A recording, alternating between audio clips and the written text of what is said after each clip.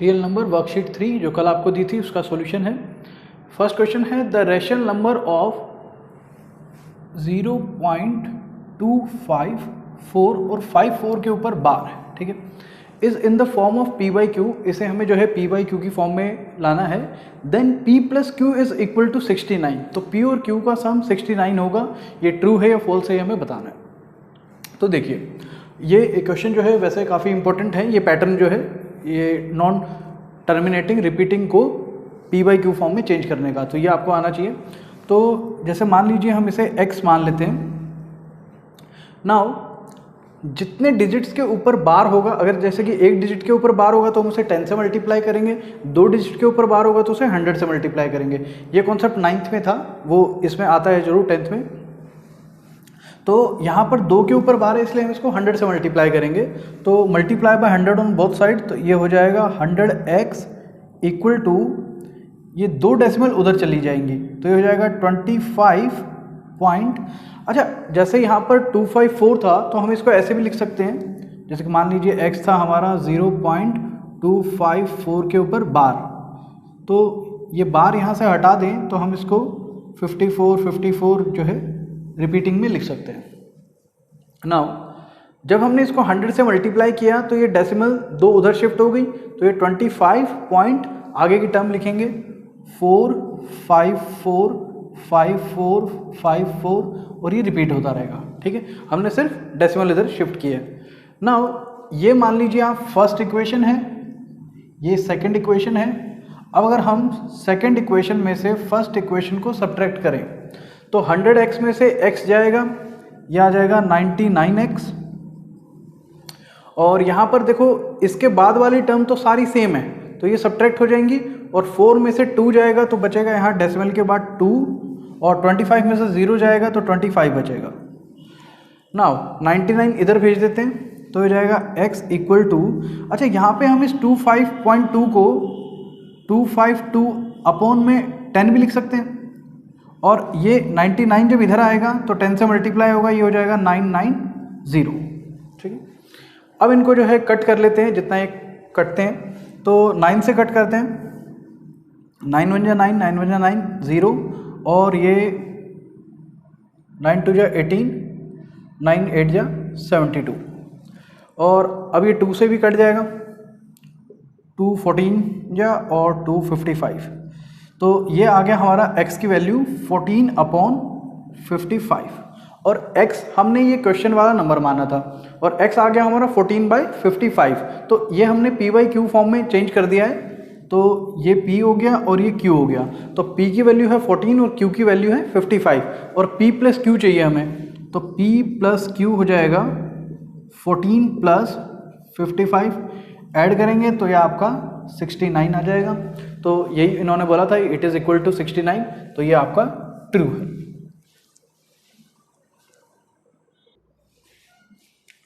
Next question number 2 है match the column. तो इसमें कॉलम 1 में ये 4 नंबर दिए हुए हैं, 13/125, √2, 200/25, 61/455, और ये बताने हैं कौन सा इररेशनल है, कौन सा रैशनल है, टर्मिनेटिंग है या नॉन टर्मिनेटिंग है। तो इनके फिर हमें मैच द कॉलम करने हैं। तो देखिए वैसे तो जिस हिसाब से ऑप्शंस दिए हुए हैं उससे हम डायरेक्ट ही देखो, हमें पता है √2 यानी कि किसी भी प्राइम नंबर का रूट जो है वो क्या होता है, इररेशनल होता है।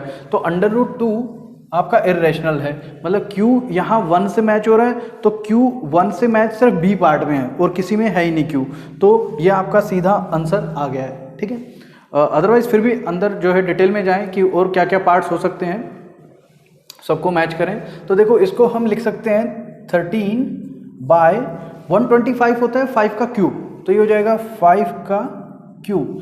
तो ये जो है टर्मिनेटिंग डेसिमल एक्सपेंशन होगा, जिसमें भी डिनोमिनेटर के जो फैक्टर्स हैं वो 2 हों या 5 हों या दोनों, वो टर्मिनेटिंग डेसिमल एक्सपेंशन होता है। तो ये हो जाएगा आपका टर्मिनेटिंग डेसिमल एक्सपेंशन, तो p हो गया 2 से। नाउ ये 200/25, तो इसको तो कट कर सकते हैं हम, 25 8 जा 200 होता है, तो ये तो पूरा 8 आ गया, और 8 जो है ना टर्मिनेटिंग है ना नॉन टर्मिनेटिंग है, ये तो पूरा रैशनल नंबर है, तो ये r हो गया आपका 4 से कनेक्ट।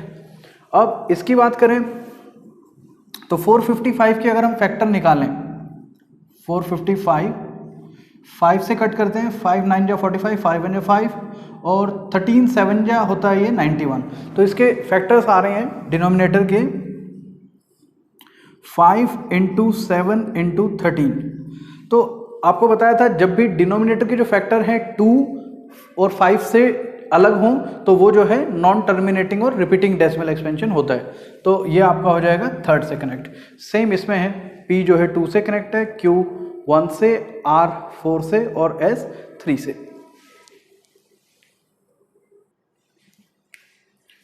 क्वेश्चन नंबर 3 जो है उसमें मैच द फॉलोइंग है नंबर्स का और उनके प्राइम फैक्टराइजेशन का। तो वो तो आप कर लोगे प्राइम फैक्टराइजेशन निकाल के, ठीक है। तो हम डायरेक्ट 4th क्वेश्चन करते हैं। Without actual performing the long division, the terminating decimal expansion of 51/1500 का हमें जो है कन्वर्ट करना है is in the form of this। इसको इस फॉर्म में कन्वर्ट करना है 17/2n इंटू 5m में, और देन m+n की वैल्यू निकालनी है। तो देखिए इसको अगर हम जैसे 17 में कन्वर्ट करें तो देखो ये 3 से कट हो सकते हैं ये दोनों, तो 3 से कट कर लेते हैं। 3 1 जा 3, 3 7 जा 21 और ये 3 से कट करेंगे, 3 5 जा 100, सॉरी 3 5 जा 15 और 0 0, तो ये हो गया 17/500, ठीक है।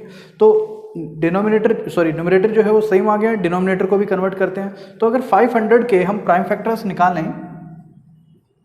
तो 500 को पहले 2 से कट करेंगे, ये आ जाएगा 250, फिर 2 से कट करेंगे, ये आ जाएगा 125, फिर 5 से कट करेंगे 25, फिर 5 से 5 और 5 1। तो ये फैक्टर्स आ रहे हैं, तो हम इसको लिख सकते हैं 17/2 की पावर 2 बार है 2, तो 2 की पावर 2 इंटू 5 की पावर 5 3 टाइम्स है, तो 5 की पावर 3, ये इसके इक्वल हमें दिया हुआ है। तो कंपेयर करेंगे, यहाँ 2 की पावर 2 है, यहाँ 2 की पावर n है, तो n की वैल्यू हो गई 2, और यहाँ 5 की पावर m है, यहाँ 5 की पावर 3 है, तो m की वैल्यू हो गई 3। और इन्होंने हमसे पूछा था m+n की वैल्यू निकालनी है, तो m+n हो गया 3 + 2 5, ये आपका C पार्ट आंसर है।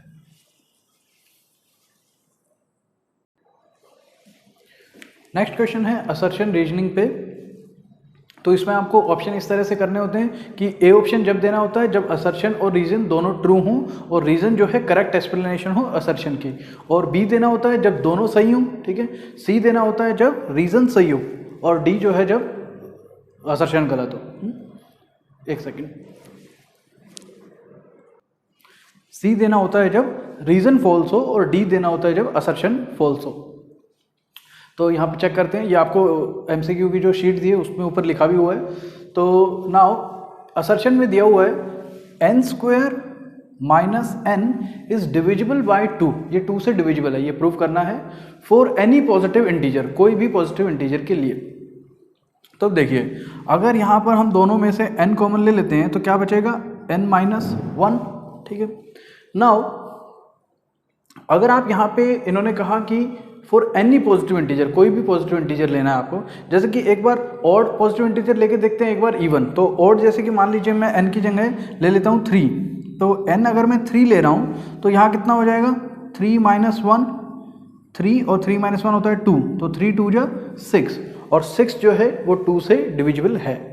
और अगर मान लीजिए हम कोई इवन नंबर ले लेते हैं, जैसे कि n की जगह मैं ले लेता हूँ 4, तो यहाँ क्या आ जाएगा 4 - 1 3, तो 4 3 जा होता है 12, अभी भी ये जो है 2 से डिविजिबल है। तो आप कोई भी नंबर लेके देख लीजिए, ये जो है आपका इवन नंबर आ ही रहा है, ठीक है। यहाँ पे आपको थ्योरम लिखने की तो जरूरत है नहीं, सिर्फ आपको ये बताना है ट्रू है या फॉल्स है। तो ये जो है आपने ऑड नंबर पे भी चेक कर लिया, इवन पे भी चेक कर लिया, ये ट्रू है।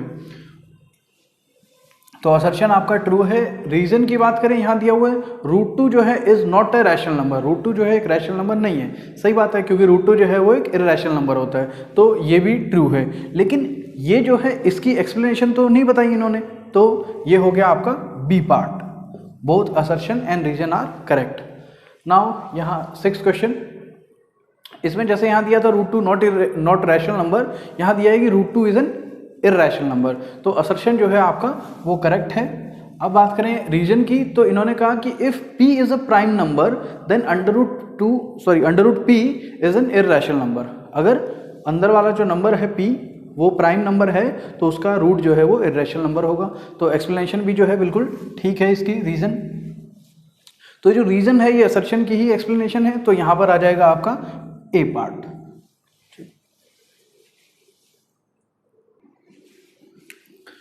नेक्स्ट क्वेश्चन है 7th। असर्शन दिया हुआ है इसमें 2 इज अ रैशनल नंबर, तो ये सही है, 2 एक जो है रैशनल नंबर ही होता है। रीजन की बात करें, रीजन दिया है square root of all positive integer are irrational. All positive integer जैसे कि मान लीजिए 2 ले लें, 2 का अंडर रूट जो है इरेशनल ही होता है क्योंकि सारे प्राइम नंबर्स का अंडर रूट इरेशनल होता है। लेकिन यहाँ पर अगर हम 4 का रूट लें वो होता है ±2 जो कि रैशनल है, इरेशनल नहीं है। इसी तरह से किसी जिसका भी स्क्वायर रूट निकल सकता है √9 ±3, तो यहाँ से पता चल रहा है कि ऑल पॉजिटिव इंटीजर जो हैं उनका रूट इरेशनल नहीं होता है। ठीक है, तो ये रीज़न जो है यहाँ पर रॉन्ग है, और आपको बताया था रीज़न रॉन्ग होता है तो सी ऑप्शन होता है, तो ये हो गया सी ऑप्शन। ठीक है, नेक्स्ट क्वेश्चन है 8th।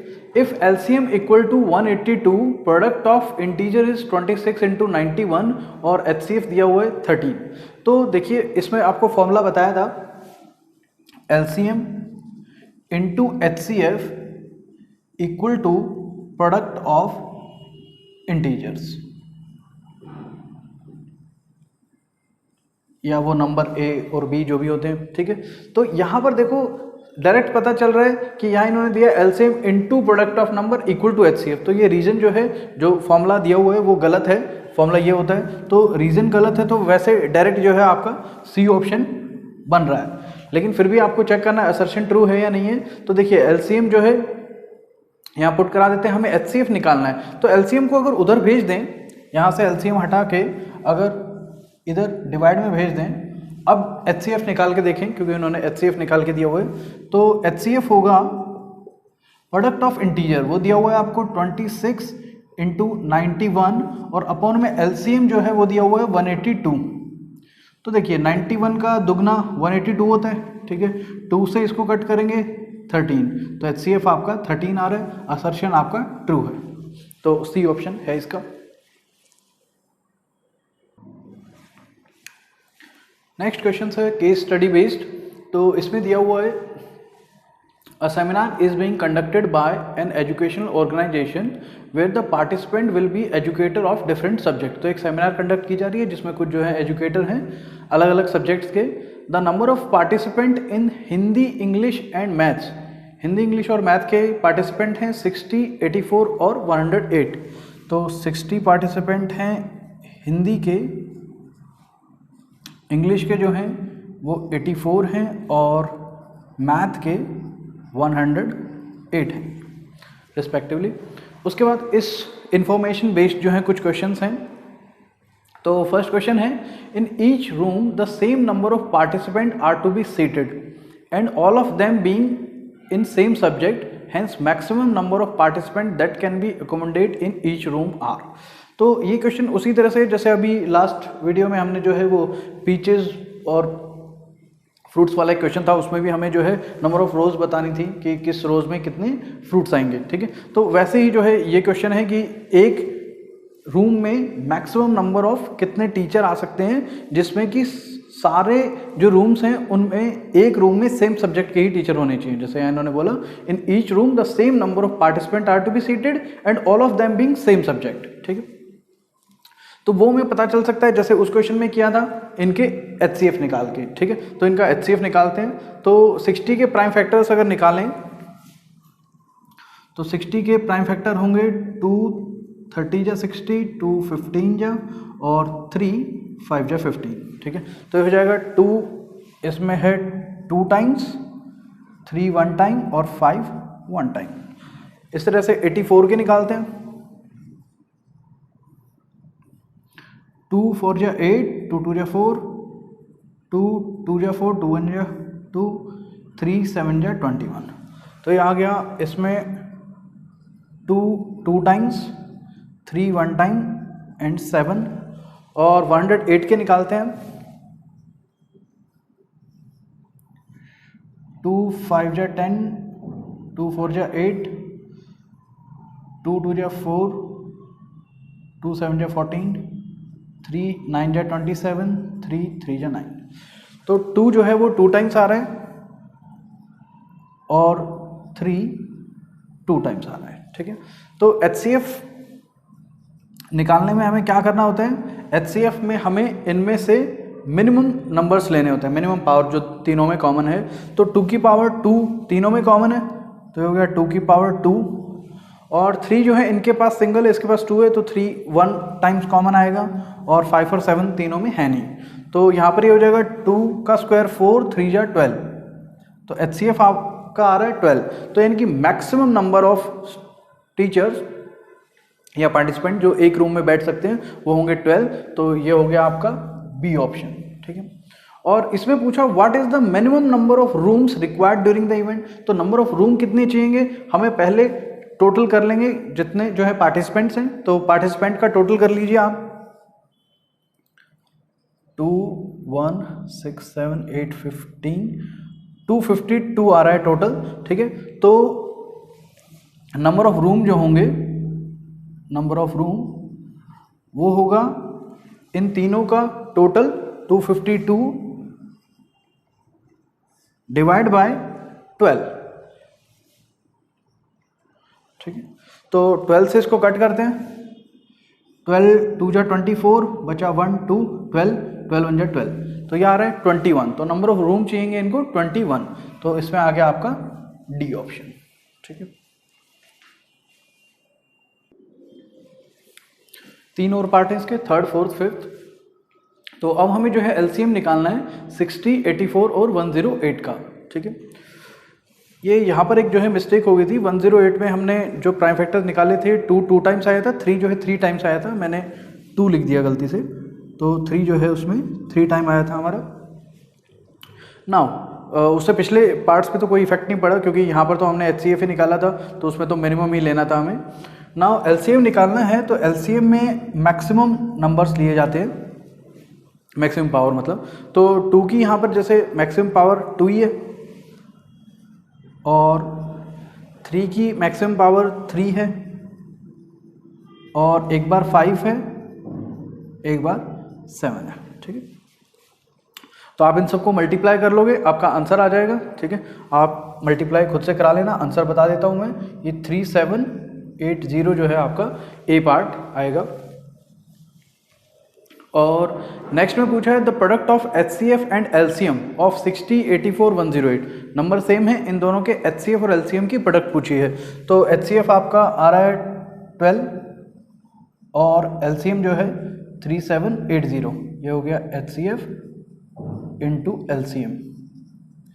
इसको भी आप मल्टीप्लाई करा के देख लेना, आंसर बता देता हूँ मैं, यह आएगा 45360, 45360, ये तो डायरेक्ट है मल्टीप्लाई करके ही आंसर निकालने हैं, इजी क्वेश्चन है।